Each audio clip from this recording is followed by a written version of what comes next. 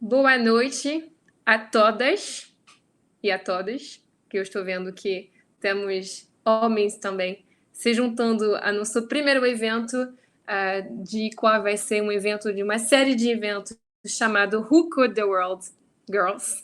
Então, estou bem feliz de poder lançar essa série. Eu me chamo Chloe, eu sou belga, já para tirar essa dúvida sobre o sotaque. Eu sou gerente e bootcamp manager do Le Wagon, Rio de Janeiro. E hoje eu estou bem feliz de lançar essa série com a minha colega Andrea, com quem eu tenho o prazer de trabalhar no Bootcamp de Ciência de Dados na nossa rede de Rio de Janeiro. Hoje vocês vão aprender um pouco mais sobre Data Analytics com Python, que é uma linguagem de código, né? Vocês vão aprender um pouco mais sobre.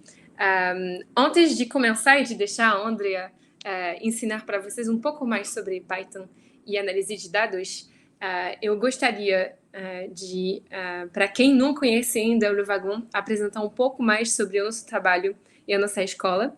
Vamos ver que a última vez eu não consegui compartilhar minha tela e eu botei muito esforço e muito amor numa apresentação linda para vocês, para falar mais sobre o Le Wagon, que, para quem ainda não sabe, foi criada em Paris, uns 10 anos atrás, e hoje conta mais de 40 cidades, 45 campos espalhados pelo mundo, e a gente formou mais de 20 mil alunos que se tornam a nossa base forte, que é a nossa comunidade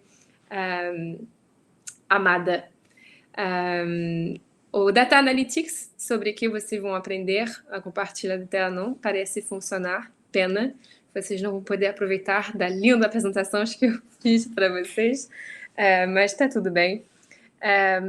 Então, eu estava falando de Data Analytics, que é um dos nossos 3 cursos disponíveis no Le Wagon, junto com ciência de dados e desenvolvimento web, que permitem não, confirmado que eu não posso compartilhar minha tela. Desculpa para isso. Então, eu estava falando dos cursos, que são cursos que acompanham profissionais em transição de carreira para tech. 2 desses cursos, no caso, o Data Analytics em si e desenvolvimento web, são feitos para quem ainda não tocou nenhuma linguagem, nenhum assunto relacionado. São cursos feitos para iniciantes, e o curso em qual a Andrea atua, que é Ciência de Dados, é um curso feito para pessoal que já se envolve na área de dados ou já programam, que é um curso mais avançado. Eu vou já dar uma dica que eu estou vendo aqui, que temos alguns participantes que vão aproveitar exclusivamente dessa dica. Quem participa, quem se inscreveu a um desses eventos, vão ter 6 no total. Essa semana é dedicada ao assunto de dados, a área de dados. Semana que vem vai ter mais workshop e cursos gratuitos e também painel sobre, dessa vez, desenvolvimento web. Quem participou de um desses eventos vai poder aproveitar de 10% de desconto para se candidatar. Eu tô vendo você, André, assim, que dica, né? 10% de desconto no valor do curso para ingressar a turma que começa segunda que vem. Então, não perca essa dica, correm, que falta pouco. Tá, eu acho que é o momento de você começar, André. Qualquer coisa, não deixem de botar, vocês estão vendo, quem não tá acostumado ainda com o Livestorm, tem uma caixa perguntas lá embaixo da tela. Nos deixe suas perguntas, que eu vou ficar aqui no backstage para tirar suas dúvidas. Eu vou também botar lá meu contato e o meu link para vocês poderem marcar um bate-papo no meu agenda, se vocês sentem a vontade e a necessidade para tirar suas dúvidas sobre o curso, sobre os horários, os valores e tal. Eu fico à sua disposição. André, eu acho que é sua hora. Show must go on. Obrigada, Chloe. Vejo que, imagino que ainda mais gente vai se juntar a nós, né? Tem o o fuso horário do carioca, né, que nunca é bem pontual, Pois é, mas mas quem vamos. não se conectou na hora perdeu a super apresentação É, e perdeu a dica. e perdeu a dica, mas ficam tranquilos que eu vou upar todas as informações importantes no chat para vocês não Uhum. perderem. Deixa eu só. Eu preciso conseguir compartilhar a minha tela, né? Deixa eu. Para que vocês vejam nossos slides. Tá funcionando para vocês? Acho que sim, né? Estamos vendo. Muito bem. Bom, gente, então boa noite oficialmente, né? Eu sou Andréia Parente, a Chloe já me apresentou muito generosamente. Sou professora que colabora com o Levagon, acho que mais de 2 anos já faz mais de 2 anos. Normalmente trabalho no curso de ciência de dados, né? Porque além de professora do Levagon, eu também sou pesquisadora de pós-doutorado da universidade. Então eu gosto de matemática, né? De umas coisas mais um pouquinho mais pesadas. Hum, mas hoje a gente vai só se divertir, né, nesse workshop de análise de dados. Depois a Chloe vai dar acesso à plataforma que eu estou usando para vocês, mas por enquanto vocês podem só acompanhar os meus slides e o meu código que eu vou fazer junto, tá bom? Também podem fazer perguntas no chat, acho que vou tentar ficar de olho também, né, para responder em tempo real. Se perder alguma pergunta, depois eu volto para responder. Então vamos lá, né? É, acho que todo mundo que está aqui já sabe o que é análise de dados, né? Já está muito interessado nesse assunto para ter chegado até aqui com a gente. E na agenda de hoje, a gente vai falar um pouquinho de coisas básicas de Python. Caso você ainda não domine essa linguagem de programação, a gente vai fazer um capítulo, uma sessão que a gente está chamando de Python One-on-One, que é só para cobrir basics mesmo, né? A intenção é que essa sessão seja mais curtinha, para a gente ter tempo de fazer uma análise exploratória de dados.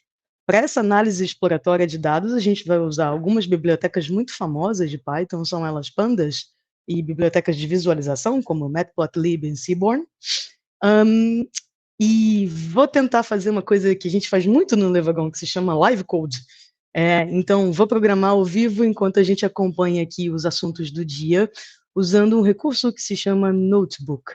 Então, eu vou clicar nesse hiperlink para a gente seguir junto aqui e você já se familiarizar com essa ferramenta, né? O que é esse Notebook? A gente vai usar o Jupyter. E aí, Jupyter, o Ju é de Júlia, o Py é de Python, e R, né, que são linguagens de programação muito famosas e muito consolidadas.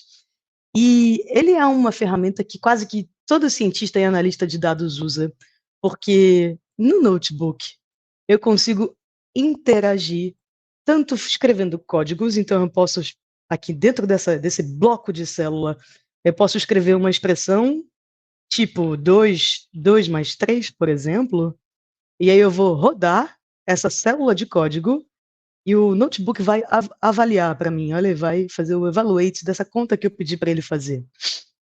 Além disso, além de poder escrever pedaços de código, né, e resolver contas matemáticas, eu também posso transformar esse bloco numa célula de texto, que a gente chama de célula do tipo Markdown. Eu vou, por exemplo, usar um atalho. Olha, eu vou clicar com o meu mouse aqui do lado de fora e vou apertar M de Markdown. Você viu que mudou? E eu consigo escrever aqui, olha, essa é uma célula de texto. Ainda vou pegar emprestado de LaTeX, que é uma linguagem de programação especialmente desenhada para texto, e quando eu rodar essa célula, você vê que ficou negrito aqui. Então, estou te mostrando isso para te justificar, né? Por que todos os cientistas de dados do mundo quase estão usando notebooks? Porque enquanto você faz as suas análises de dados, você já faz anotações sobre essas análises, né? Então, ele em si já fica sendo o seu relatório final, em que você pode reportar os seus achados. Abri esse aqui vazio, né, só para você ver como que é desde o começo, mas já deixei um preparado para a gente, já com células do tipo Markdown e espaço para código, que é para a gente poder ter uma organização no final e você conseguir retomar os pontos que achar interessantes. Muito bem, então vamos começar. Vamos para Python 101.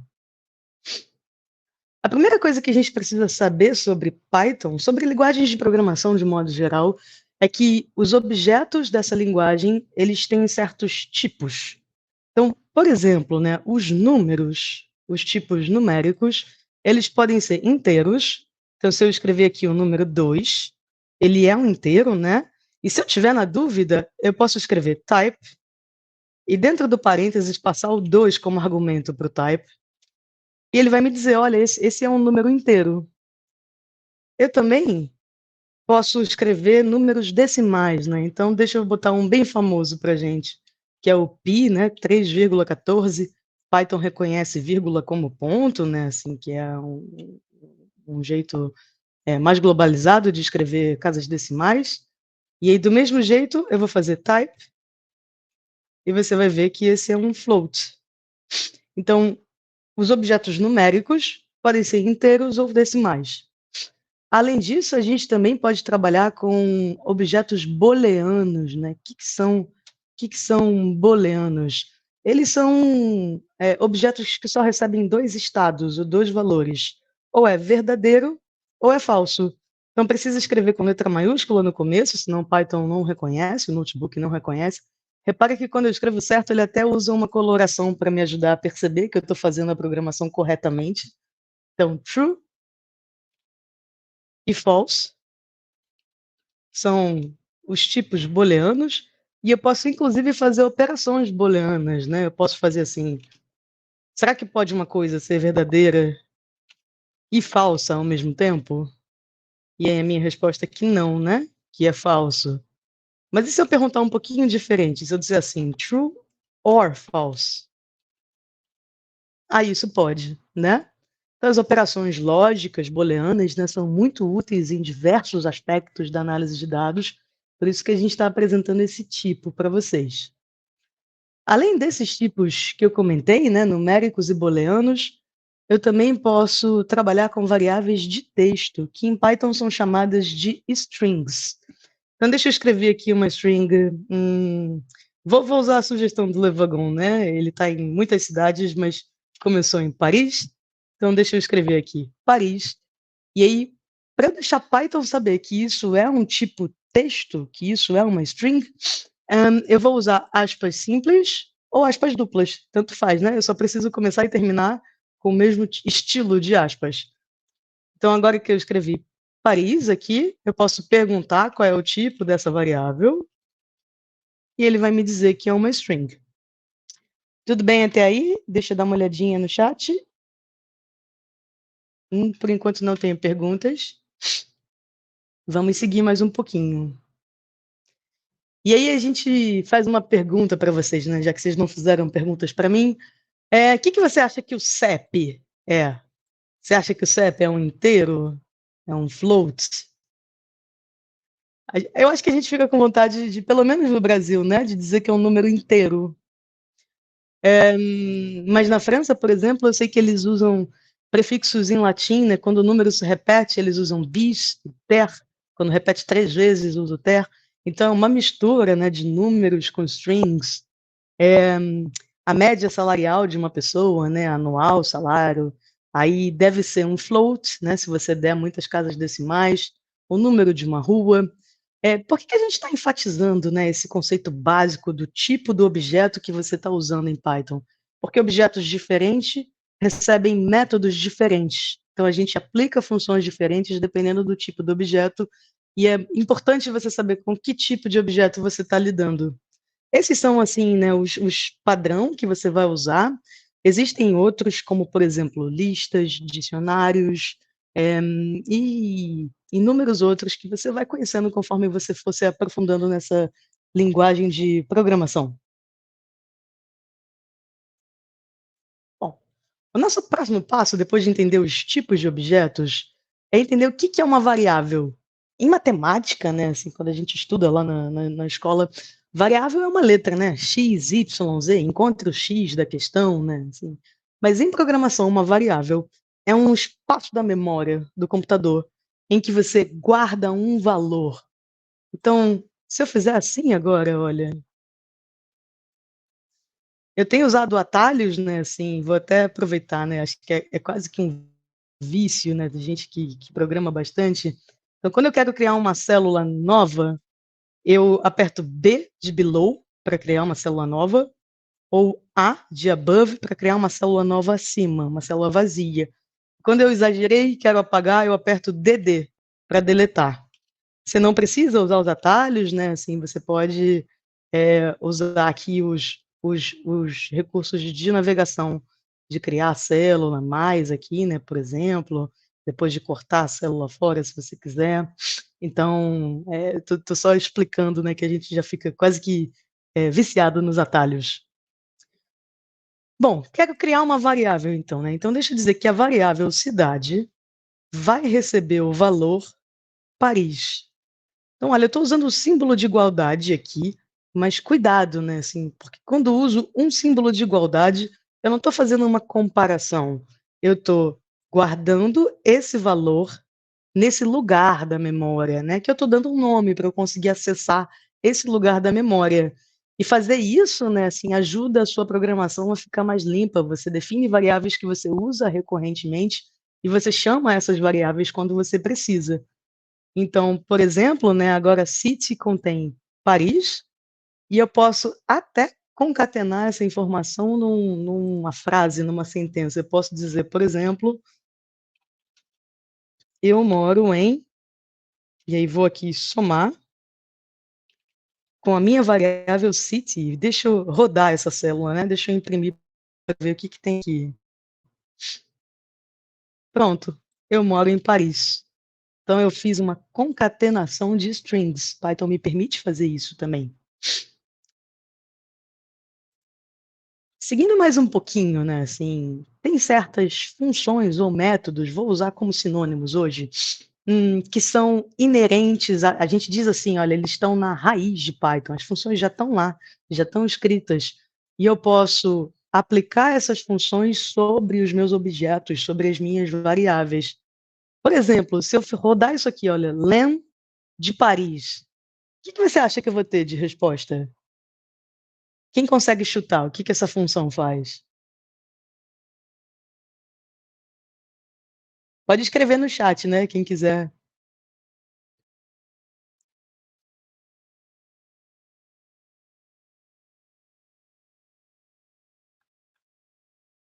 Oba! Isso mesmo, o número de caracteres.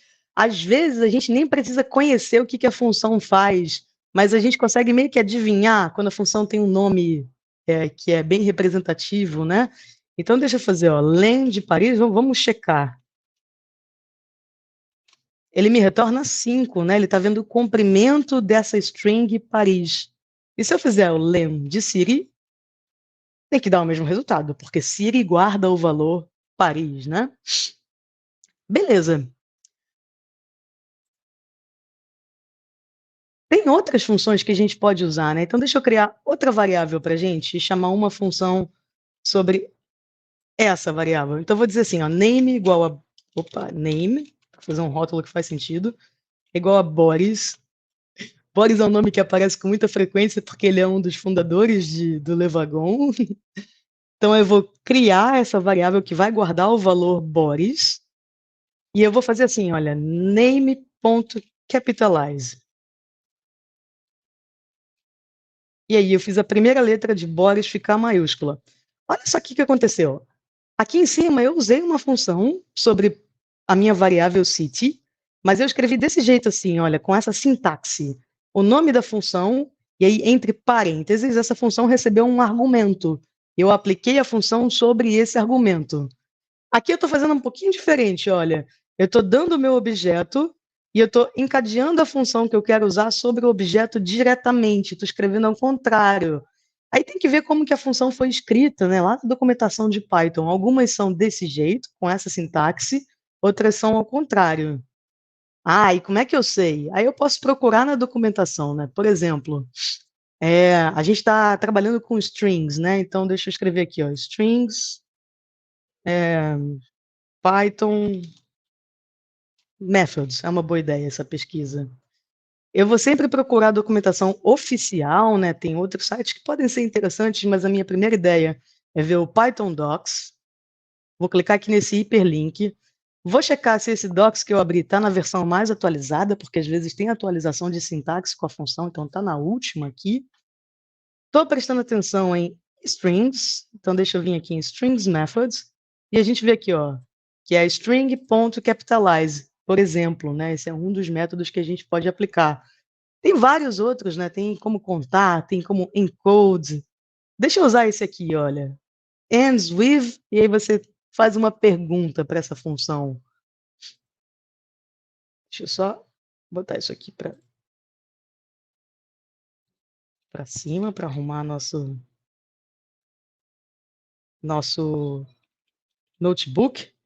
Então deixa eu fazer assim. A nossa string se chama name ponto ends with. E aí recebe alguma coisa, né? Deixa eu tentar S, né? Então será que a minha palavra termina com S? É verdade, né? Termina com S. Então, às vezes, né, os métodos que são chamados sobre um objeto diretamente, eles podem receber argumentos. Se você não sabe como que usa, né, a função ou método, você pode ler na documentação, aí você leu aqui, se não entendeu, não tinha um exemplo, o que você pode fazer? No próprio notebook, você pode usar um atalho Shift Tab, e ele dá um resumo da documentação, né? Às vezes ele mostra exatamente o que está lá na documentação, às vezes ele traz um exemplinho. Então, pode ser também um outro recurso, né? Uma outra ideia. Deixa eu voltar aqui e refazer o que eu apaguei. Beleza. Então, acho que isso encerra esse Python 101. Espero que tenha, pelo menos, servido para esquentar, para quem já sabia a programação, para quem tudo é novidade, que você esteja começando a se familiarizar com as ideias. Mas a gente quer fazer mesmo análise exploratória de dados. E aí, para fazer análise de dados, eu preciso aquisitar dados de alguma forma, né? É isso que a gente chama de data sourcing, né? A arte de coletar dados para a gente poder analisar. E esses dados podem estar em vários lugares, de várias formas, né? Ele pode ser um arquivo que está salvo no meu computador ou que está salvo em algum hardware, em algum lugar. Ele pode existir numa base de dados, por exemplo, eu posso trabalhar numa empresa que usa um certo software que tem uma base de dados armazenada ou no hardware da empresa ou na nuvem, também pode ser. Pode estar num site que eu visito recorrentemente, pode ser que eu tenha recebido esse arquivo por e-mail. Como é que eu vou pegar esses dados e deixar eles disponíveis para eu fazer a minha análise? Bom, se ele for um arquivo, esse é o caminho mais fácil, né? Se ele já for um arquivo com uma extensão conhecida, tipo essa aqui, que é a extensão de Excel, né? XLSX, ou CSV, que está aí há muitos anos e vai continuar, porque é uma estrutura de dados muito leve, muito fácil de usar. CSV significa Comma Separated Values, valores separados por vírgulas. Esse é um arquivo de dados estruturado, né, que eu consigo ler muito facilmente. Pode ser que não esteja numa dessas extensões que facilita a nossa vida, né, do ponto de vista de estrutura tabular, numérica. Pode ser que ele esteja dentro de um arquivo de texto, tipo um PDF, um docx. Aí ele é não estruturado, né? Ou ele pode ser binário. E aí, binário é o pior tipo de arquivo, porque eu vou precisar de um software proprietário para ler esse arquivo, é o jeito mais difícil para a gente. E se ele não tiver num arquivo, né? Se ele tiver na internet, está online, mas ele está numa base de dados da empresa, por exemplo, né? Bom, se ele está numa base de dados, eu posso usar a linguagem SQL para fazer consultas a esses dados e a trazer esses dados para a minha visualização temporária, já filtrando o que me interessa de informação, né?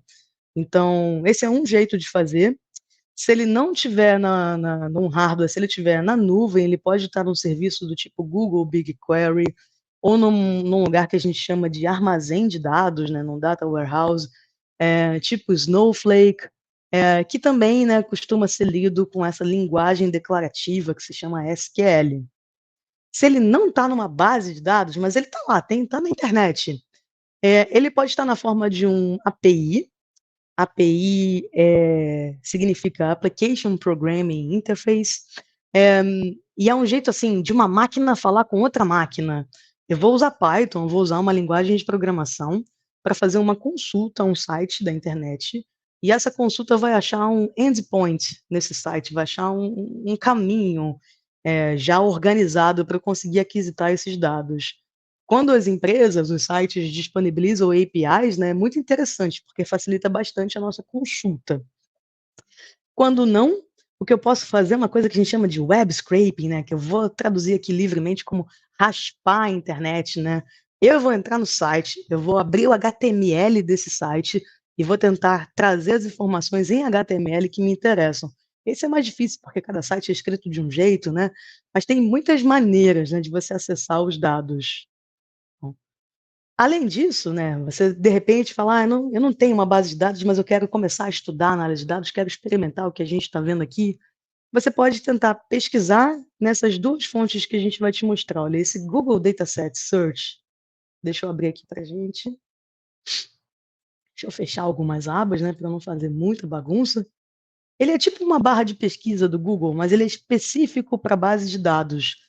Eu vou escrever, por exemplo, clima, sei lá, vai ver, me interessa estudar o clima, porque eu escrevi em português. Ele trouxe dados climáticos do Brasil.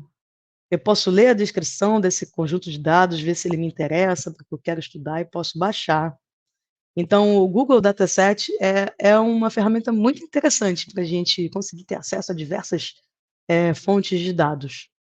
Além desse recurso, a gente pode usar o Kaggle, e eu vou abrir o meu perfil no Kaggle para te mostrar como é que ele funciona. O Kaggle, nem sei se eu sei resumir o que, que ele é, né? Assim, é uma mídia social para cientista de dados, talvez. Ele tem um monte de recursos, né? O que a gente quer enfatizar hoje aqui é o dataset. Então, você faz um cadastro, né? Assim, ele era independente até um tempo atrás, foi comprado pela Google, como todo o resto do mundo, quase, né? E aqui você consegue ver vários conjuntos de dados interessantes. Olha, esses aqui são os que estão na moda, né? Nos dias de hoje, na tendência. E aí pode ser que tenha alguma coisa que faz sentido para você. Você também pode pesquisar aqui. Ah, de repente eu me interesso por. Eu sou engenheira química de formação, né? Assim, eu vou escrever chemical e vamos ver se aparece alguma coisa de química que pode ser legal de usar. Então fica essa recomendação, né? Assim, acho que não dá para falar em ciência de dados sem estar familiarizado com o Kaggle. Bom, então a gente precisa pegar dados de algum lugar. E aí, quando você tiver esses dados disponíveis, você vai precisar de uma biblioteca que vai te ajudar a fazer essa análise de dados. E a biblioteca mais importante para análise exploratória de dados é Pandas. E aí, o que essa biblioteca faz, né? O que é Pandas? A gente diz que é um pedaço do Excel dentro de Python. Ele vai abrir os seus dados na forma de uma planilha eletrônica, que a gente chama de data frame. Mas, pô, se é um pedaço de Excel dentro de Python, por que eu não uso Excel? Né? Eu tenho certeza que vocês estão muito mais antenados em Excel do que eu.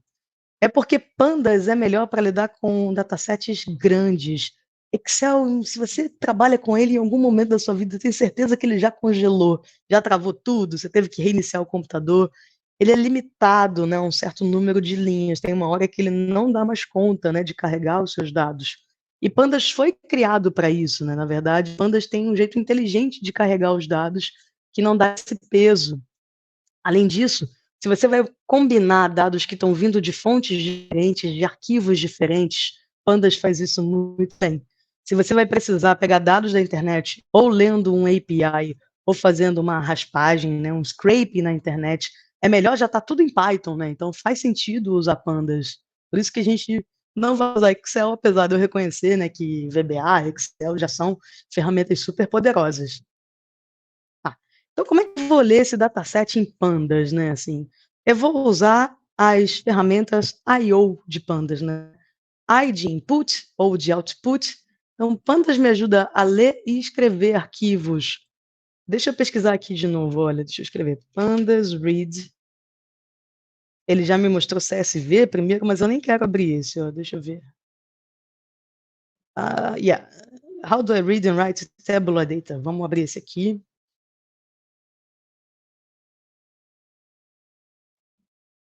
Esse achei muito texto. deixa eu tentar esse outro link aqui.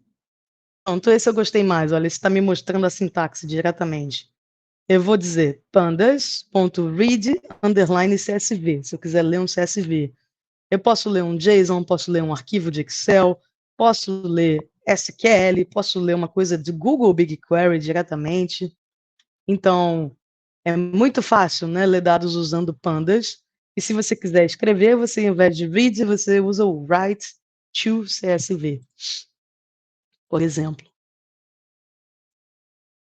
Para visualizar os dados que a gente vai carregar, né, e filtrar usando pandas, entender os dados usando essa planilha, esse data frame, depois eu vou querer fazer gráficos, né, porque visualização de dados é um jeito de analisar os resultados muito fácil de reportar e muito esclarecedor, muitas vezes. E aí a gente vai usar principalmente Seaborn como biblioteca de visualização, e na verdade a gente também vai usar Matplotlib, às vezes diretamente, às vezes meio que por detrás dos panos, porque Seaborn foi escrito sobre Matplotlib.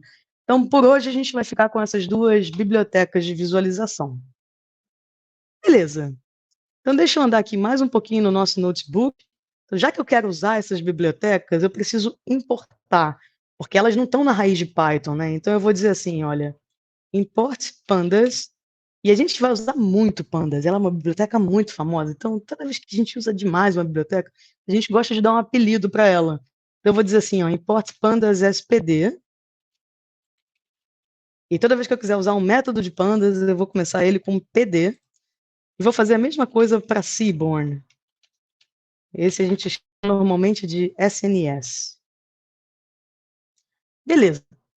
Tá, então, agora que a gente já passou por essa etapa inicial, vamos pegar um dataset para a gente estudar. Ele vai vir lá do Kaggle, então deixa eu te mostrar ele lá no site, para você ver que ele está lá. Está lá no Kaggle. E é um dataset do Airbnb. Ele é aberto para a gente estudar. Eu quero estudar as propriedades de Nova York, olha só. Então, tem apartamentos, quartos, sei lá, casas, não sei o que a gente vai achar lá. Você pode ler a descrição, o contexto desse dataset, e você pode tentar dar uma olhadinha aqui, olha, por exemplo, se eu clicar em colunas, eu consigo ver quais são as colunas que tem nesse dataset. Tem um ID, né, uma tag de identificação, tem o nome, que eu imagino que seja o nome da propriedade, né, como você identifica a propriedade por extenso no site do Airbnb, o nome do host, né, o ID do host, o nome do host, o grupo da vizinhança, né, de repente eles organizam Nova York por regiões, parece que é isso que eles estão fazendo, a gente vai descobrir melhor. Por diante, né, assim, latitude, longitude, que é a localização da propriedade. Então, só de dar uma olhadinha aqui no próprio Kaggle, você já tem uma noção do que tem lá dentro, né, assim, antes de você sair fazendo download de tudo e importando. Tá, então vamos pegar esse dataset. Ai, deixa eu clicar de novo, só para você ver. Fiz besteira. Ele é um arquivo baixável, tá vendo? Você pode fazer o download dele aqui. Tá. Eu já fiz. E para confirmar que eu já fiz, que ele está aqui, eu posso pegar emprestado um código que nem é de Python, nem de Pandas, ele é do terminal. Deixa eu pedir para ele listar, para ver se está na pasta certa. Ó. Pronto, ó, ele veio zipado, e aí eu já extraí. É esse arquivo aqui que eu quero usar. Tá. Então, eu vou ler esse arquivo, esse é o caminho do arquivo. Vou chamar ele de listingsdf, que foi o nome que o Levagon deu, né? Deixa eu confirmar. É listingsdf, é o nome do data frame que vai guardar esses dados. Aí eu vou dizer pd.read _csv, e eu preciso dar para ele o negócio que eu quero que ele leia.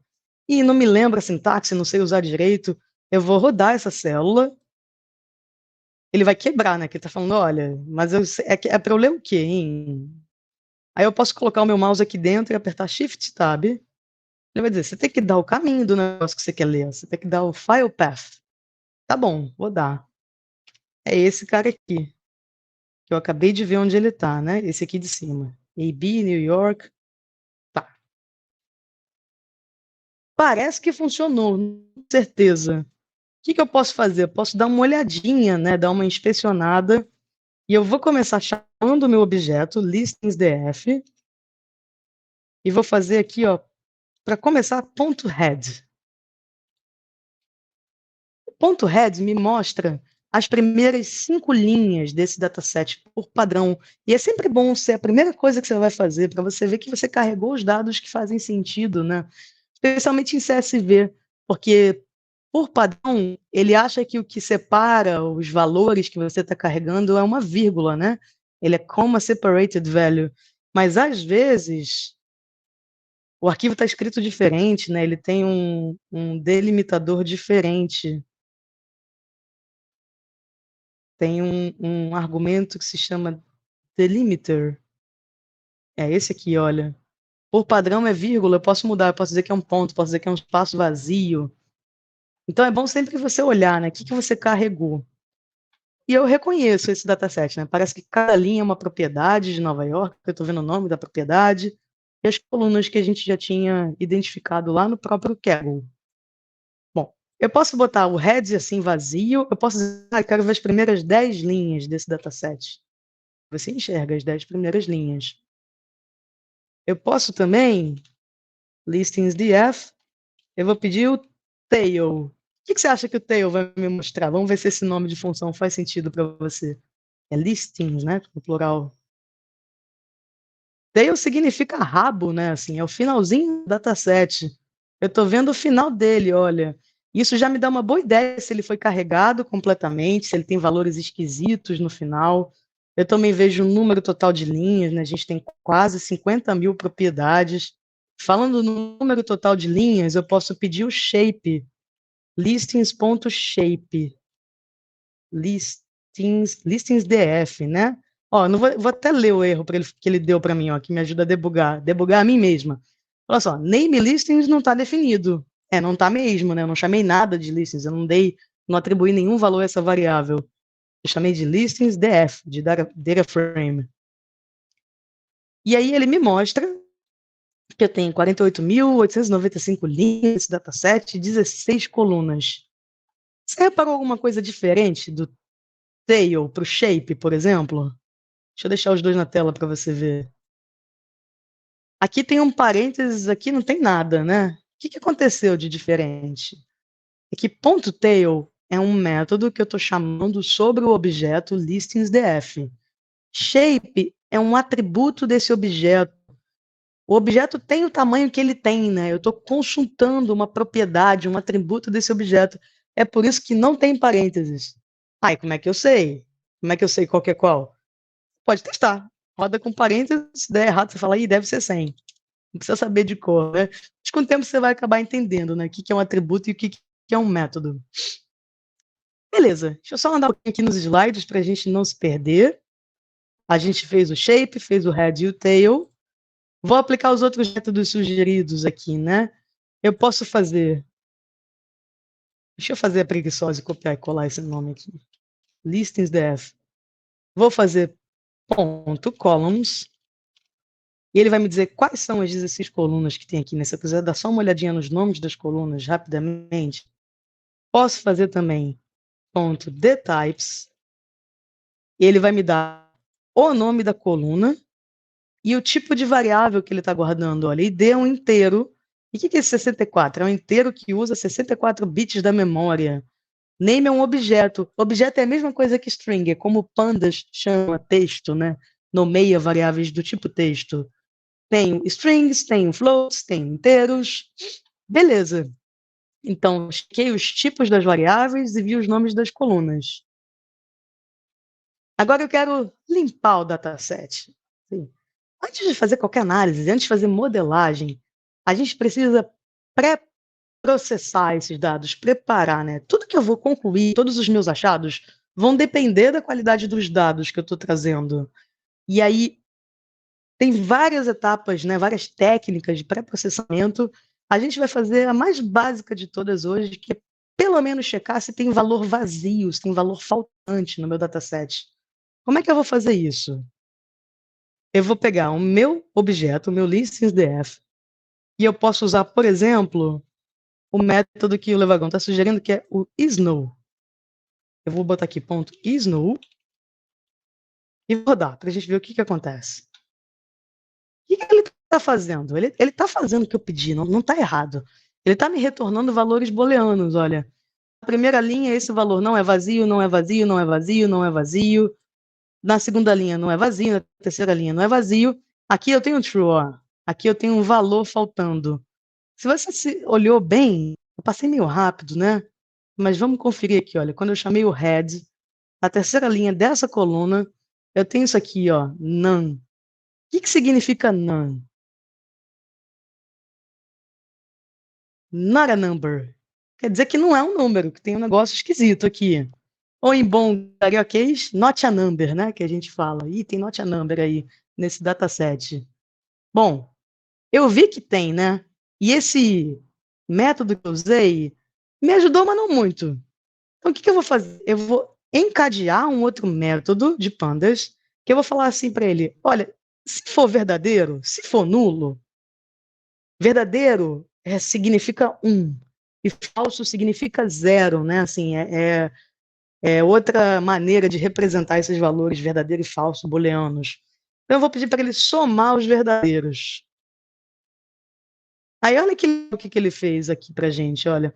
Ele falou que na coluna ID eu não tenho nenhum valor faltando, mas na coluna Name eu tenho 16 valores faltando. Já na coluna Host Name eu tenho 21 valores faltando. Na coluna Reviews per Month eu tenho um monte, né? Dos quase 50 mil propriedades, eu tenho 10 mil faltando.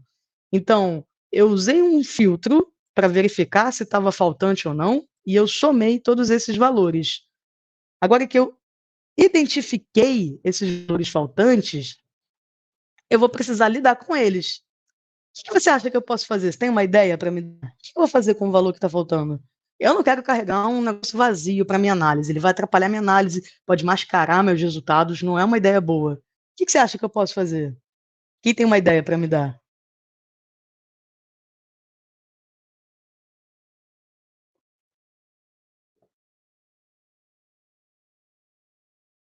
Substituir com números. Obrigada, Ana, por essa sugestão. Posso substituir. Essa ideia é boa, eu gostei, porque às vezes esse not a number que está aqui não é de verdade um valor faltando, um valor que eu não sei. Eu acho que, por exemplo, nessa coluna aqui, Reviews per Month, quer dizer que não teve review, não teve avaliação, né? Então eu posso trocar por 0. Então é um mau uso, né, dessa representação vazia. Não quer dizer que está vazio, vazio, que eu não sei o que tinha ali. Quer dizer que devia ser 0. Então eu vou fazer essa substituição, vou usar essa ideia. Agora, se eu não reconhecesse isso, falar, esse valor que está faltando mesmo, eu não sei o que ele pode ser, aí eu posso jogar a linha que tem valor faltante fora. Então, eu vou te dar pelo menos 2 sugestões, né? O que eu vou fazer com esses valores faltantes. Eu poderia fazer um drop NA. Não vou fazer, não quero fazer, né? Que era para jogar fora. Vou escrever aqui para vocês. Eu ia descartar linhas com valores faltantes. Ah, como é que você sabe que você ia jogar a linha fora e não a coluna? Eu posso olhar aqui dentro do código. Eu vejo que o eixo padrão para ele fazer isso é o eixo 0. Eixo 0 para pandas é o eixo das linhas, tá vendo? O eixo 1 é o eixo das colunas. Então, por padrão, se eu não mudar nada, ele vai jogar fora as linhas. Tá, mas não quero essa ideia. Quero usar a ideia da Ana, que é o replace. Então, o que eu vou fazer? Eu já vou voltar nesse aqui. Eu vou trocar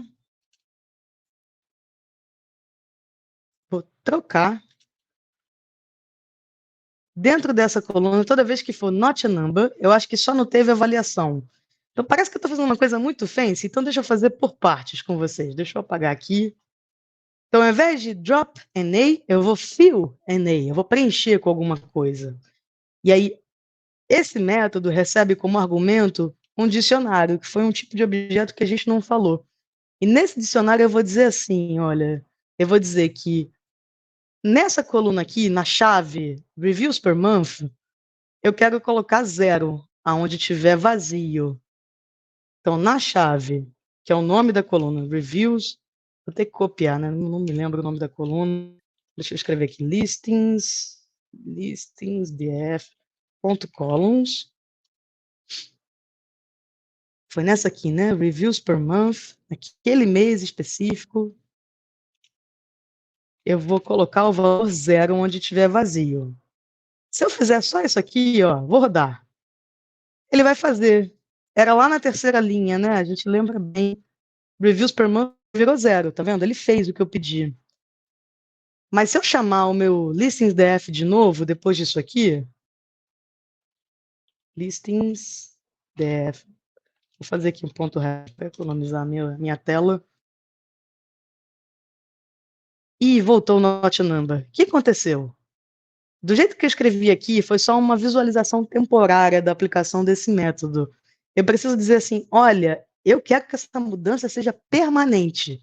E aí eu tenho dois jeitos de fazer isso. Ou eu posso reatribuir o listingsdf, eu vou escrever por cima dele, posso fazer assim, ou eu posso usar um argumento, vou comentar isso aqui, que eu não quero fazer esse, ou eu posso acrescentar um argumento aqui na minha linha de código, que se chama inplace. Eu estou dizendo assim, eu quero fazer o que eu estou dizendo que eu quero fazer, eu quero que seja permanente essa mudança. Eu uso inplace igual a true. Se eu chamar esse head de novo aqui na coluna que eu alterei, foi permanente. Eu realmente substituí o reviews per month por 0. Tudo bem até aí? Tá claro para todo mundo? Mais uma vez, fiquem à vontade para me fazer perguntas. Deixa eu dar uma atualizada no chat.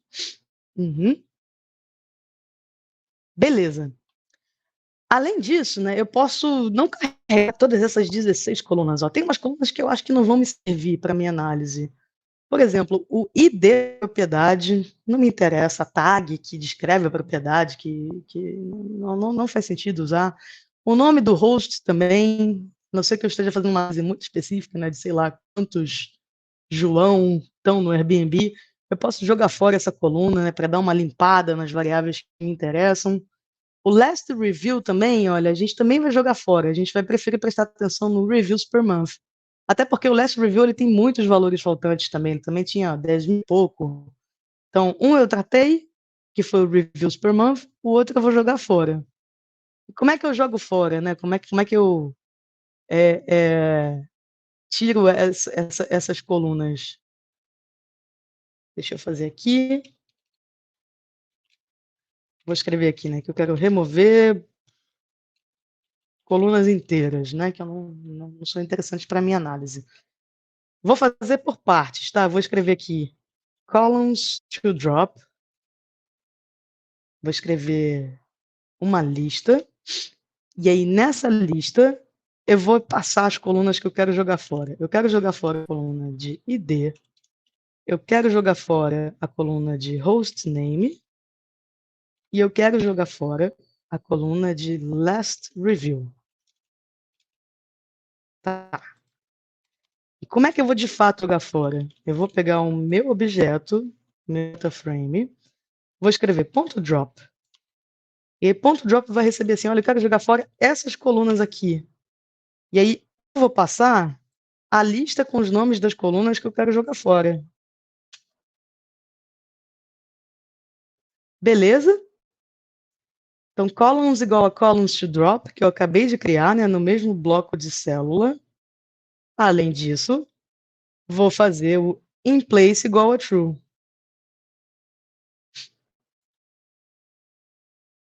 Antes de eu fazer o inplace igual a true, deixa eu rodar para ver se estou fazendo besteira. Não estou, né? Saiu tudo que eu queria. É um bom teste, né? Vou fazer inplace igual a true. Pronto, agora minha mudança é permanente. Se você repete um pouquinho, eu escrevi um pouquinho diferente do slide, né? Eu passei assim, ó, columns igual a columns to drop. O slide não usou o nome do argumento, né? Ele passou columns to drop no eixo das colunas. Dá o mesmo efeito, né? O mesmo resultado no final. Beleza. Então, agora que a gente limpou um pouquinho os dados, né? Lidou com dados faltantes, escolheu as colunas que a gente quer carregar mais para frente na nossa análise, Eu quero aprender a selecionar, né? A gente fala que a gente quer fazer um slice do data frame, eu quero fatiar um pedaço do data frame. E aí eu quero fatiar colunas, linhas e colunas e linhas ao mesmo tempo. Como é que eu vou fazer isso? Para fatiar colunas, para fazer uma seleção de colunas, eu posso fazer assim, olha, o nome do meu objeto, e aí eu vou passar dentro de colchetes uma lista. Por isso que tem 2 pares de colchetes. O colchete externo, ele está fazendo fatiamento, né? Ele está recortando o pedaço que me interessa olhar. E o colchete de dentro, ele é uma lista, né? A gente acabou não falando explicitamente de listas e dicionários, mas são objetos que também estão aparecendo na nossa análise. Então, eu quero escolher algumas. Eu quero ficar com o nome da propriedade, quero identificar a propriedade de alguma forma. Eu quero ficar. Deixa eu fazer aquilo de novo, né? Que eu sofro de memória ruim. Deixa eu ver os nomes das colunas. List, listings, df.columns. Eu quero isso aqui, ó, neighborhood group.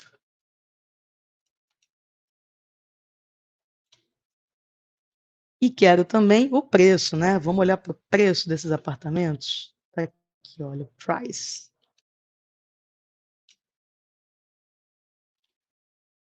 Pronto, das 16 colunas originalmente, a gente jogou 3 fora, agora eu fiz o contrário, né? Eu falei, olha, eu quero olhar só para essas 3. Eu tô vendo que tem Brooklyn, Manhattan, tô vendo que tem preços. Tá. Então, assim eu selecionei múltiplas colunas. Se eu quiser selecionar uma coluna só, é a mesma ideia, listings, df, e aí eu não preciso passar uma lista, né? Eu posso dizer, eu quero olhar só para o preço. Mas tá difícil escrever listings, né? Tô arrependido do nome que eu dei para esse data frame. Eu consegui.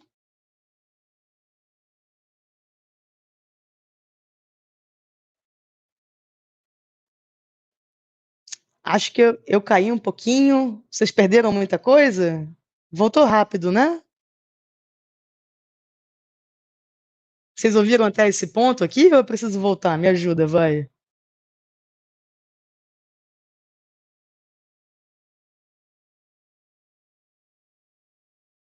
Tranquilo, obrigada. Tá bom.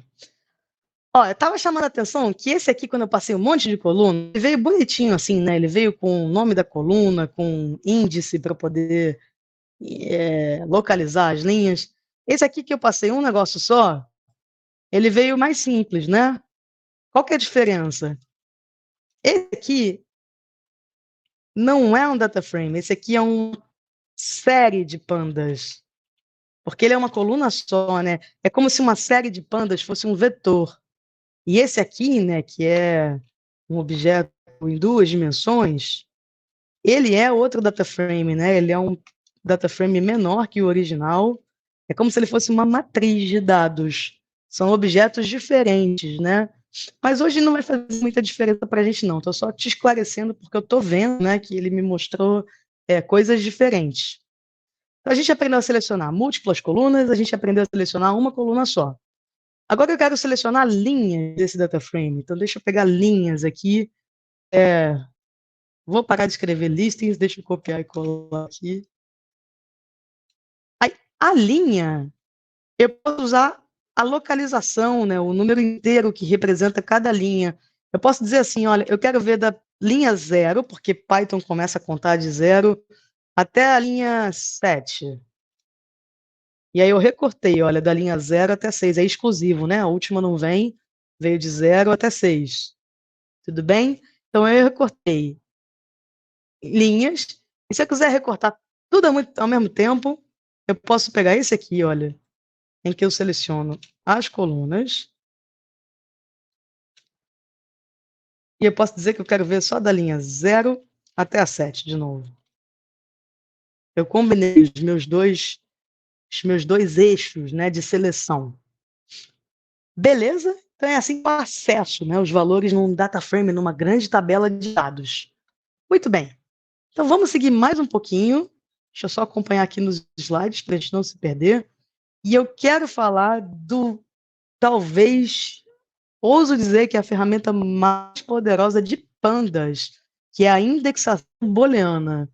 Eu vou copiar esse negócio aqui para a gente inspecionar o que ele está fazendo, olha. O que eu quero fazer? Uma comparação, né? Eu quero saber se tem alguma propriedade lá em Nova York que o preço é menor do que $100.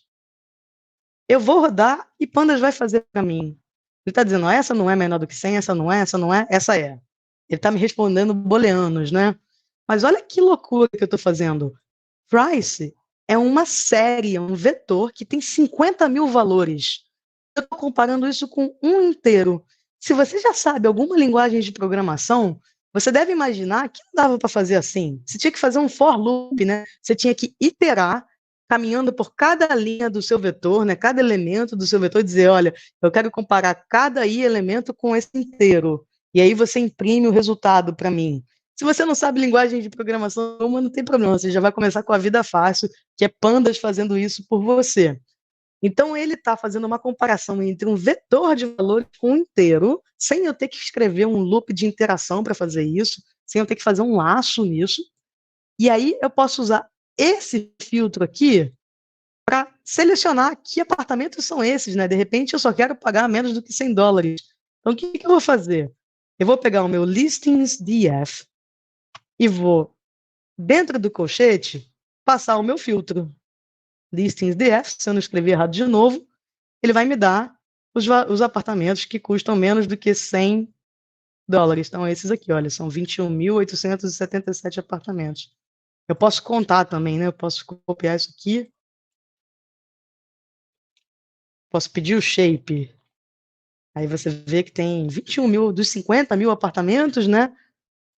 Quase que a metade, né? Um pouquinho menos da metade custa menos do que $100. Quantos será que custam menos do que $10? Vamos ver, será que tem algum? Vamos fazer esse teste. 11. Mas será que eu quero ficar num apartamento que custa menos de $10? Não sei, né? Quanto tá o dólar hoje? Uns R$ 50? Um pouquinho mais? Não sei. Acho que eu evitaria. Beleza, gente. Dúvidas até aí? Posso seguir mais um pouquinho? Tá. Então agora a gente vai mergulhar de vez nessa análise exploratória de dados, tentando responder algumas perguntas de negócio, né? Então, já copiei as perguntas para cá para a gente andar um pouquinho mais rápido. Vamos tentar pensar nelas juntas.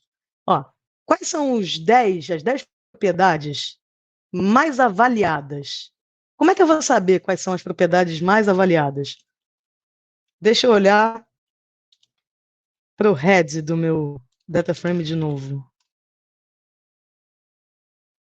Pronto, eu tenho number of reviews. Tá fácil, né? Tem uma coluna que me diz quantas avaliações essa propriedade teve. Como é que eu vou descobrir quais são as 10 mais avaliadas? Pandas tem um método que, se eu não estou muito enganado, ele se chama anyLargest.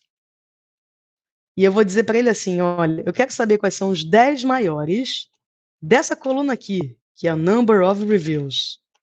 Repare que toda vez que eu passo o nome da coluna, eu passo dentro de aspas, porque é uma string. Ele me disse, olha, essas aqui são as 10 propriedades mais avaliadas. Beleza. Qual que é a próxima pergunta? Quantos são os grupos, né, de bairro, de região, né, sei lá como é que eu vou chamar isso, que tem lá em Nova York? Lá no nosso DataFrame tinha uma coluna, Listings DF, que eu vou copiar e colar, que eu não sei se você escrever Neighborhood Group. Deixa eu roubar aqui. Tem uma coluna aqui, olha, que eu estou vendo Queens, Manhattan, Brooklyn. Será que são só esses 3, né? O que eu posso fazer? Eu posso aplicar um método que se chama .unique e ele vai me dizer quais são os valores únicos que essa coluna tem. Ó, são 1, 2, 3, 4, 5. Eu tenho 5 grandes regiões em Nova York. Além das 3 que eu estava vendo, também tem Staten Island e Bronx. Então eu consegui ver. Aí fala assim, olha, tenta com uma coluna neighborhood. Então deixa eu copiar e colar esse código. Vamos ver se vai dar certo. Ao invés de ser neighborhood group, vamos tentar só com neighborhood. Caos. Que tem muitos bairros em Nova York, né? Então essa análise não faz sentido por bairro, é difícil até de ler. Por isso que a gente reorganizou os bairros em regiões, né, em grupos de bairros, para poder trazer mais informação. Beleza. Aí tem uma pergunta aqui, follow-up, né? Quantas propriedades eu tenho dentro de cada região, né? Então, o unique, ele só me diz quais são, né, os valores únicos. Então, deixa eu trocar o unique por value counts. E ele ainda ranqueia para a gente. Olha, Manhattan é o que tem mais propriedades, com 21 mil e tal, seguido de perto por Brooklyn, depois Queens, depois Bronx, depois Staten Island. Então, value counts conta quantos elementos eu tenho dentro de cada valor único. Beleza, respondido, né? E aí, mais uma perguntinha. Quais são os top 10? Agora não é região, né? Top 10 bairros. Acho que em termos de listings, né? Pelo que entendi, em termos de propriedade. Então, o que eu vou fazer? Eu vou fazer o value counts em cima do neighborhood, não do neighborhood group. Mas eu já sei que o neighborhood é um caos, né? Tem um monte. Então, eu vou encadear com o método. Isso aqui vai me retornar uma contagem. Eu quero só os 10 primeiros. Como ele já ranqueia em ordem descendente, ordem decrescente, eu vou fazer assim. E eu sei que Williamsburg é o que tem mais. Beleza?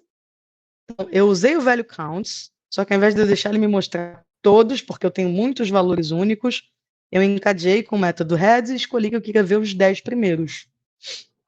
Beleza. Então, seguindo aqui para não perder os slides,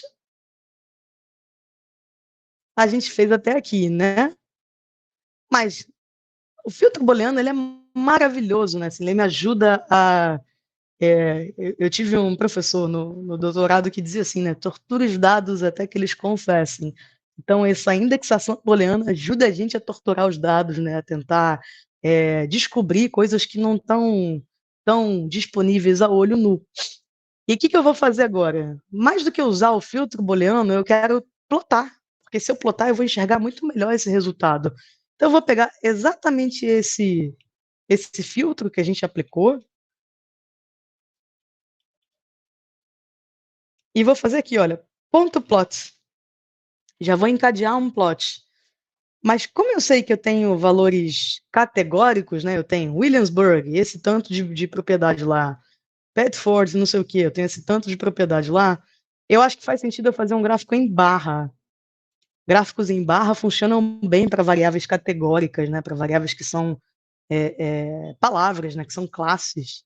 Então, deixa eu rodar para ver se está funcionando. Ele fez, olha. Agora a gente traduziu, né, essa informação de um jeito muito mais interessante de visualizar, né? Se esse negócio estiver te irritando aqui, olha, isso é uma linha de código default, você pode botar um ponto e vírgula no final que ela some. E aí você dá uma limpada no seu relatório. Tá. Então, quando eu fiz o ponto plot e disse o tipo de plot que eu queria fazer, na verdade eu usei por trás das cortinas, matplotlib diretamente. Mas eu quero usar Seaborn, eu quero fazer o mesmo gráfico de outro jeito. Então, deixa eu fazer. Seaborn a gente chamou de SNS, né? O nome desse gráfico em barra dentro da biblioteca Seaborn é CountPlot, que ele mesmo vai contar para mim. E eu vou dizer assim, olha, do data frame listings df, eu quero plotar no eixo X o neighborhood group, por exemplo. Deixa eu pegar aqui esse negócio.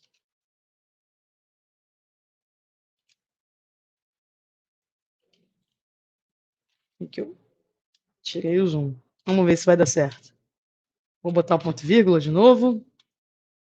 Ó, agora ele organizou por região e fez um gráfico de barras para mim. Mas uma coisa que está me irritando, não sei se está irritando vocês, é que ele não fez assim, olha o primeiro, né? Ele fez em ordem decrescente, né? Deu uma arrumada. Esse fez uma bagunça. Então eu vou ordenar esse gráfico aqui. O que eu vou fazer? Eu vou pegar a nossa contagem. Então deixa eu pegar esse A gente contou lá em cima, né? O grupo, deixa eu pegar essa contagem aqui. Value counts. Deixa eu ver esse negócio aqui. O que é o índice desse? Pronto, olha. O value counts, deixa eu apagar isso aqui para você entender meu raciocínio. Ele ordena de maneira decrescente. E aí, o índice desse data frame aqui, que ele está me revelando, são as próprias regiões, tá vendo? Então, se eu pedir o ponto index, ele vai me dar as regiões em ordem decrescente. E eu vou dizer que essa aqui é a ordem que eu quero plotar. Chamei de order, dei um nome para essa variável que guarda só uma lista com a ordem. Aí eu vou copiar esse gráfico aqui e vou consertar a ordem.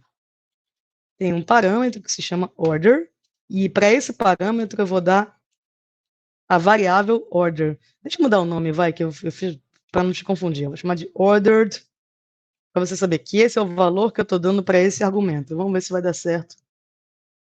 Eu rodei? Não rodei. Pronto. Agora meu toque está mais satisfeito. Ele está fazendo em ordem decrescente. Tudo bem? O que eu quero fazer agora? Será que a região, né, assim, as grandes regiões de bairro, os grandes grupos de bairro, será que o tipo de quarto, o tipo de propriedade afeta? Não sei, vamos descobrir.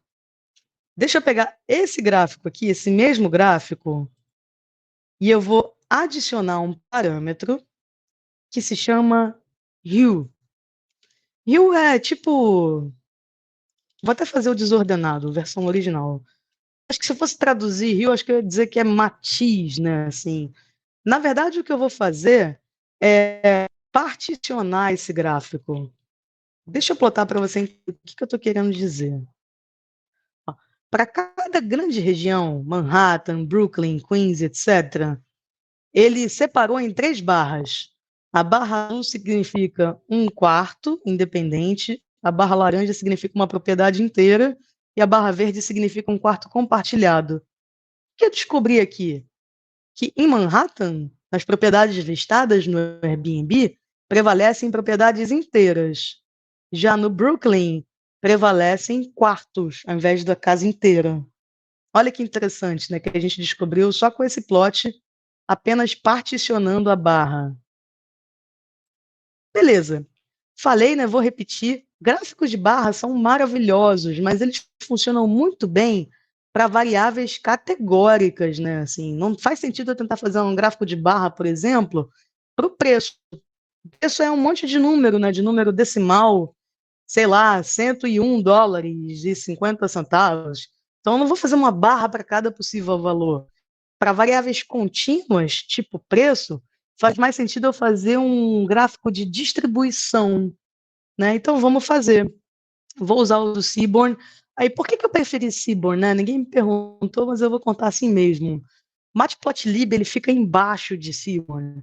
E aí, Seaborn é uma biblioteca que já é mais bem acabada, né? Os gráficos, no final das contas, são mais bonitos. As cores são mais brilhantes. Ele normalmente já coloca nome nos eixos para gente. Então, ele acelera a customização do gráfico. Não é que não dá para fazer isso com o Matplotlib, dá? Mas você teria que ter mais um esforço de programação para você colorir, né, cada barra de uma cor diferente, etc. Então, vou continuar usando o Seaborn mais um pouquinho. Vou fazer uma distribuição dos preços. Então, eu vou fazer um distplot. Distplot. E aí, do distplot, eu vou passar o listings, df, que é o data frame que eu estou usando. E vou fazer o preço. Vamos ver se vai dar certo. Tá fazendo? Tá reclamando? Já vou ver o que aconteceu aqui, mas deixa eu responder a pergunta da Ana. Como que eu coloco rótulo no gráfico, né? Então, se você estiver usando Matplotlib, eu vou colocar aqui um pseudocode para a gente, né? Primeiro que a gente tem que importar ele diretamente, né? From matplotlib.pyplot, é de onde vêm esses gráficos. Opa, import SPLT, a gente costuma dar um apelido para Matplotlib. Aí, se você quiser usar ele diretamente, você tinha que fazer, né? plt.plot, e aí dá o que você quer plotar, né? O que é seu y, o que é seu x. E aí você podia fazer plt, por exemplo, xlim, aí você limita, né, o seu eixo x. Você passa aqui, ele vai de 0 a, sei lá, $5.000. Aí você pode, se você for fazer um gráfico de linha, por exemplo, você vai dizer aqui, aqui eu quero plotar, não sei, o preço, e aqui eu quero plotar a latitude. Aí você acrescenta um label aqui e diz, né, o que você quer? Preço. E aqui você acrescenta um label e coloca, sei lá, localização. Aí você tem que acrescentar um plt.legend para aparecer o rótulo, né? A legenda. Então dá mais um trabalhinho customizar, né? Então tem um esforço maior de programação, mas eventualmente você se acostuma, né? Você se familiariza com a ideia.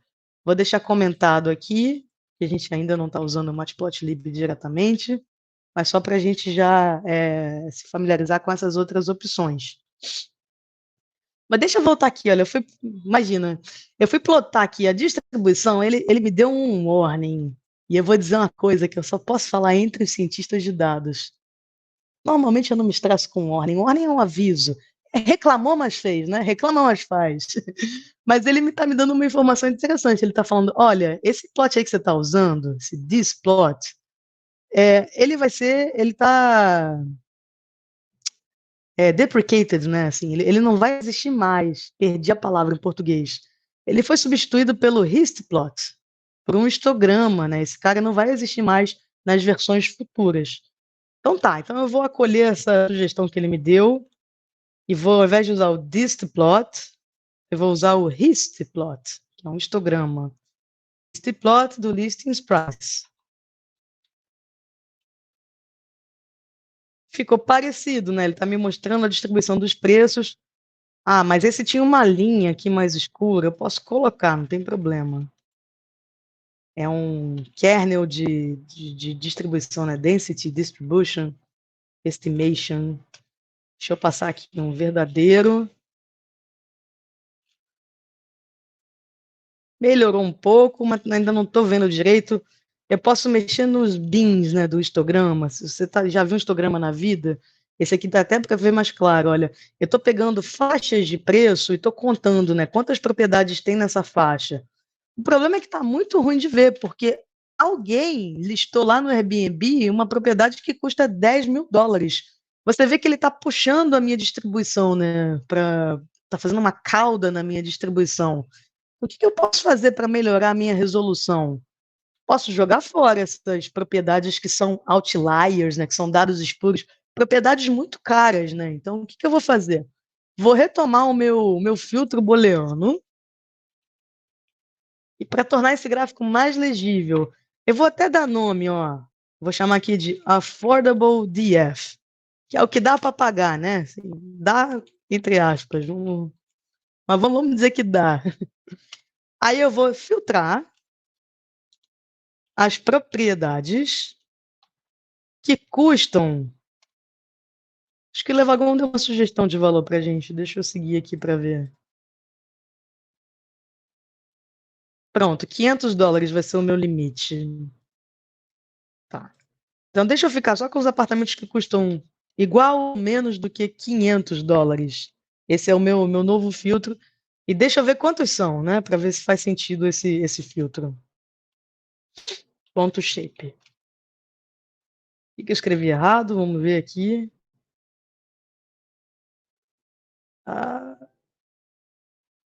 Olha só o que eu errei.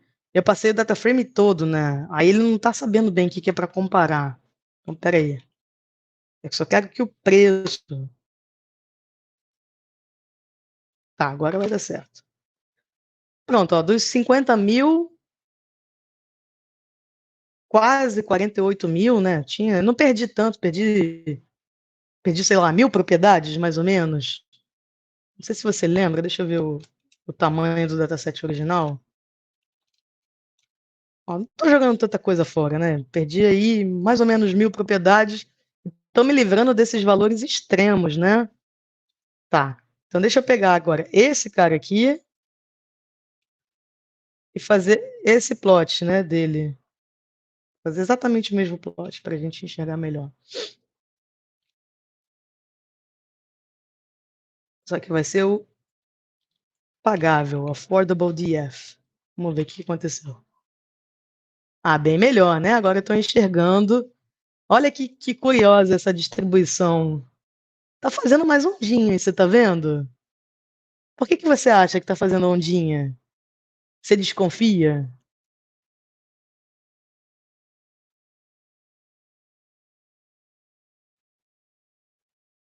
Essa é difícil, né? Certamente não é uma distribuição simétrica, né? Não é uma distribuição normal, gaussiana. É uma função de probabilidade que tem a ver com o comportamento psicológico humano. Sabe quando a pessoa fala assim, ah, não vou botar que custa 200 reais, vou botar que custa R$ 190. É isso que acontece, né, com as propriedades no Airbnb. 200 assusta, né, esse número inteiro, redondo, e as pessoas botam um pouquinho menos. Por isso que a gente está vendo essas ondinhas na nossa distribuição. Beleza, o que a gente pode fazer? A gente pode calcular a média, né? Deixa eu pegar essa coluna de preço. Qual que é a média dos preços pagáveis? Vai. Eu vou só fazer um ponto min, $131. Se a gente quiser comparar com o dataset original, que era o listings DF, a média vai ser mais alta, porque eu tinha uns outliers puxando a média para a direita, né? Assim, empurrando a média. Mas essa é uma conversa estatística que a gente pode ter outro dia. Beleza. Calculamos a média. E, por fim, eles estão pedindo para a gente fazer um gráfico diferente. Olha, um gráfico de violino. Deixa eu fazer esse gráfico aqui direto para a gente. Deixa eu fazer ele aqui. Ó, vou misturar Seaborn com Matplotlib só porque ficou muito pequenininho. Então, acho que eu vou ter que import matplotlib.pyplot spot. Eu quero aumentar essa imagem, tá ruim de ver. Aí eu vou controlar o tamanho da figura, né? Que é esse quadrado branco onde eu faço o meu desenho. Vou aumentar o fig size. Deixa eu tentar aqui, 15, 10, vamos ver se vai dar certo. Pronto, aumentou um pouquinho. Como é que a gente lê um gráfico de violino, né? Esse gráfico ele é diferente, mas ele é bem curioso. Ele é uma mistura do gráfico de distribuição que a gente viu. Então, se você quiser ver a distribuição, vira a sua cabeça assim para a direita ou para a esquerda e tenta enxergar só uma metade do violino, tá vendo? Que ele te mostra a distribuição dos preços por região. Mas ele não é só um gráfico de distribuição, ele é uma mistura de gráfico de distribuição com box plot. Então aqui, ó, nessa caixinha, eu estou vendo bem a mediana dos preços. Eu estou vendo, por exemplo, né, que Manhattan tem uma mediana mais alta que as outras regiões. Já dava para a gente desconfiar, né? Manhattan é uma região famosa por ser mais cara mesmo. Tá vendo que ela está acima de todas as outras regiões? Ó, o pontinho aqui pequenininho, branco, representa a mediana. Além disso, eu também vejo que em Manhattan os preços são mais abertos, mais dispersos, né? Eles têm um desvio padrão mais alto. A mediana é mais alta, mas também tem coisa, né, muito para cá, muito baratinha, e coisa muito cara para o final da distribuição. A gente fez um gráfico de violino e, para fechar, a gente vai fazer uma maluquice. Ó. Vamos ver se vai dar certo essa maluquice. A gente vai fazer. Eu vou usar um plot. Deixa eu pegar só os pagáveis. Affordable. Ponto plot. Aí eu vou até escrever assim embaixo, ó, que eu vou escrever muita coisa. Eu vou fazer um gráfico tipo dispersão, um scatter plot. E nesse gráfico de dispersão, em um eixo eu vou plotar latitude, em outro eixo eu vou plotar longitude. Eu quero fazer pontinhos de latitude e longitude num gráfico. Então, eu quero localizar as propriedades. E aí eu vou pintar esses pontinhos pelo preço, para eu saber onde que está mais caro, onde que está mais barato. Aí eu preciso de ajuda. Latitude é o eixo Y? O que é latitude e o que é longitude? Quem sabe geografia? Tem alguém aí? Latitude é a coordenada de pé ou é coordenada deitada? Vou chutar. Se alguém souber, me corrige, hein? Eu acho que latitude é o eixo Y. E longitude é o eixo X, eu acho. Vamos ver se estou falando besteira.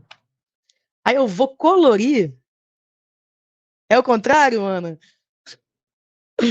Ana acha que é o contrário. Vou trocar então, hein? A outra Ana também acha que é o contrário, tá bom. Se der errado, a gente destroca. Então, X é latitude, Y é longitude, tá bom. A cor é o preço. Aí eu vou só fazer um degradê de cor. Aí para fazer isso eu vou usar esse CMap aqui. Vou usar um degradê de cores quentes, né? O nome desse degradê é Inferno. Tem outras, né? Tá. Quero ver a legenda de cores para saber o que que é caro e o que que é barato. E se tiver ponto superposto, eu vou passar uma transparência para esse ponto, para eu conseguir enxergar. Então, um pouquinho de transparência no ponto. E vou ter que aumentar, porque né, vai ficar pequeno esse negócio aqui. Deixa eu usar, então, 12,8, por exemplo. Vamos ver se eu escrevi besteira. Ah lá, não é affordable, né? É affordable DF. Vamos tentar de novo. E aí, tá com cara de Nova York, assim? O que que você acha?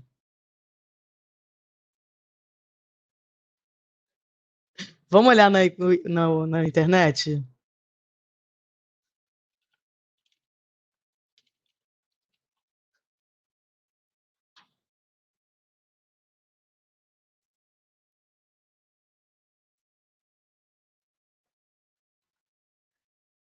Deixa eu ver se deu certo.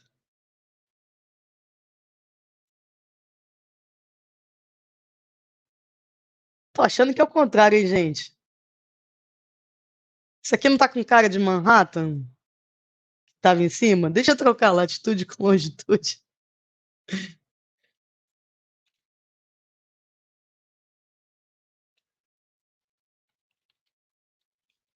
Vamos ver. Acho que agora tá mais parecido, não tá? Geografia não é com a gente, né? Já tô vendo aqui que o negócio. Mas olha que legal, a gente tá vendo aqui que tem uma parte que é água, ó, não tem propriedade, né? Manhattan a gente já tinha concluído que era o lugar mais caro, então pelo nosso esquema de coloração, ó, os preços mais altos estão aqui, né? Que são as cores quentes, estão em Manhattan. Então olha que legal, a gente usou um gráfico de dispersão que nem é para isso, para fazer um mapa de Nova York. E aí a gente rapidamente reconhece, né, onde que estão as propriedades caras e baratas. E aí, como bônus, só para fechar essa conversa, essa brincadeira, ó, aqui tá quase que igualzinho que a gente fez. O que que eu estou fazendo? Deixa eu descomentar isso tudo aqui. A gente está pegando da internet um mapa de Nova York, aí está ajustando a escala só para superpor a nossa dispersão. Está reclamando de alguma coisa comigo? Olha, não está gostando que eu estou lendo a imagem direto da URL. Está reclamando, mas está fazendo. Vamos ver. Está demorando um pouquinho, né? Que ele deve estar pegando o mapa e plotando por cima dele.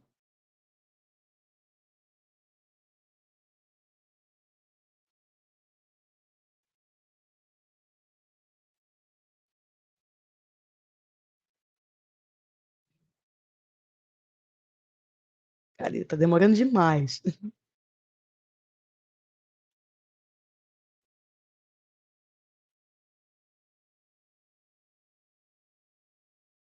Tá esquisito. Eu vou fazer assim, eu vou mandar ele parar, vou rodar tudo de novo. Às vezes acontece, né? Dá uma uma bugadinha aí, que estou fazendo tudo online. Deixa ele rodando aí, vamos ver o que vai acontecer já já. Já chegou no último mapa.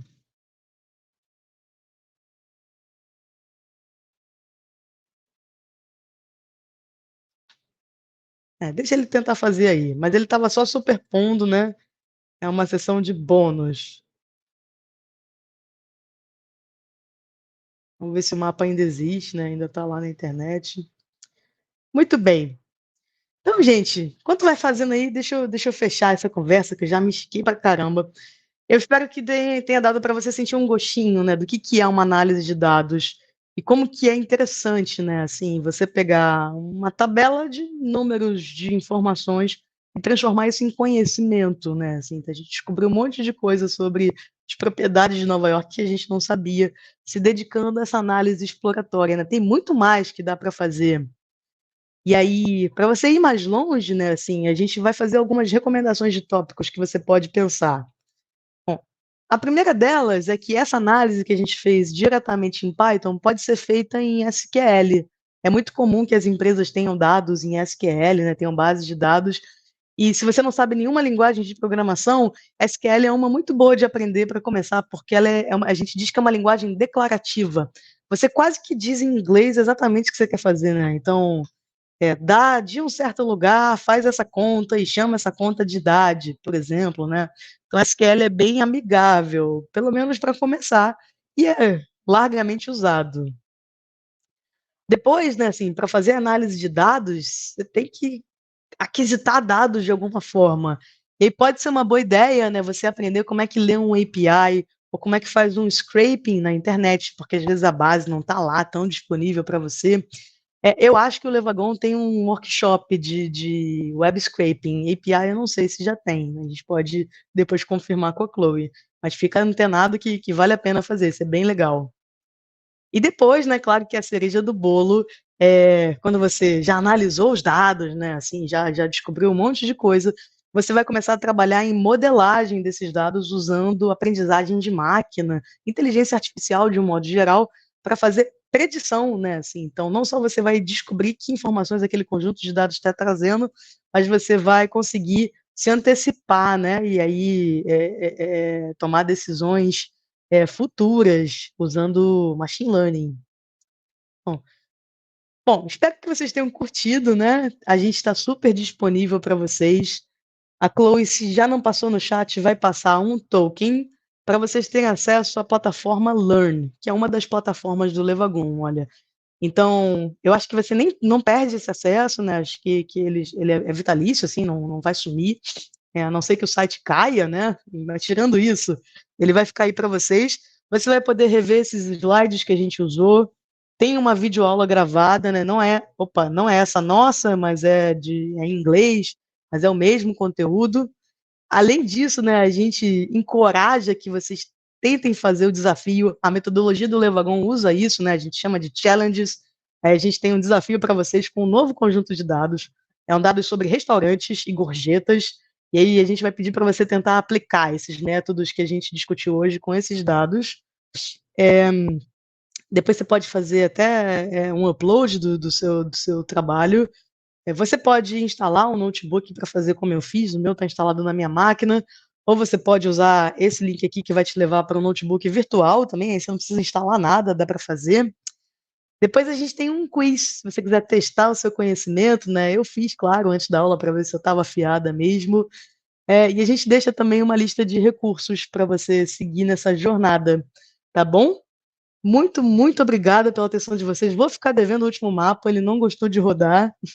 Depois você roda aí no notebook que a gente disponibiliza. Aqui nos slides você consegue chegar nesse notebook. É, e é isso. Acho que eu vou passar de volta a palavra para a Chloe, se ela quiser fechar com vocês e explicar como é que usa. Olha, é o Lucas. Oi, Lucas. Tudo bem? Tudo bem? A Chloe teve que sair agora, então eu vou encerrar aqui para vocês. Muito obrigado por fazerem parte desse workshop que foi incrível, muito legal, bem produtivo. E é isso, gente. Muito obrigado. Lembre-se de seguir, de conectar com a Andrea no LinkedIn. O token está aqui para vocês e muito obrigado por virem. Espero ver Ó, vocês. Lucas, o pessoal tá pedindo token de novo. Ó. Como é que acessa o Learn? Assim, calma aí. Acho que tá aqui com a Chloe. Só um minuto.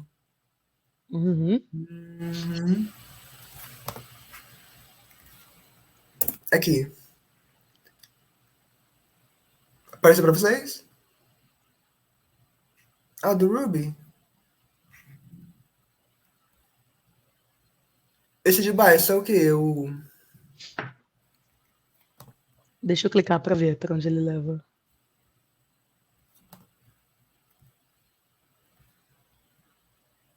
Para mim não funciona, que eu já estou na plataforma. Mas a de data não? Não sei, esse funcionou, gente? Ou é Ruby também? Esse aí foi.